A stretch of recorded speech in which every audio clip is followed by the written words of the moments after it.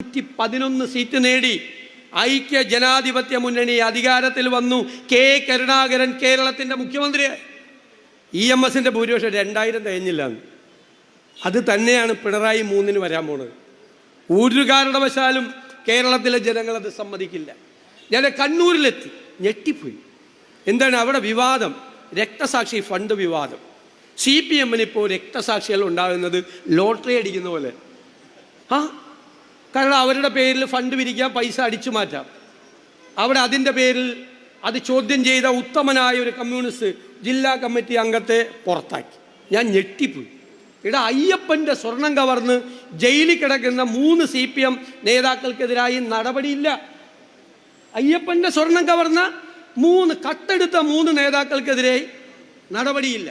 ഇവിടെ രക്തസാക്ഷി ഫണ്ട് തട്ടിച്ചു എന്ന് തെളിവ് സഹിതം പറഞ്ഞ CPM നേതാവിനെ പുറത്താക്കി. ഇത് എന്തൊരു വൈരുദ്ധ്യമാണ്! ഇപ്പോഴാണ് എനിക്ക് മനസ്സിലായത് കമ്മ്യൂണിസ്റ്റ് പാർട്ടിയുടെ വൈരുദ്ധ്യാത്മക ഭൗതികവാദം എന്ന് പറഞ്ഞ ഇതാണ്.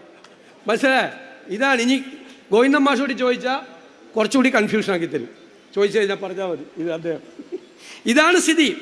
അഭിമന്യുവിൻ്റെ ഫണ്ട് തട്ടിയെടുത്തു രക്തസാക്ഷിയുടെ. തിരുവനന്തപുരത്ത് സംഘപരിവാറുകാർ ഒരു വിഷ്ണുവിനെ കൊന്നു. CPMകാരൻ, ചെറുപ്പക്കാരനാണ്. ആ ഫണ്ട് തട്ടിയെടുത്തു.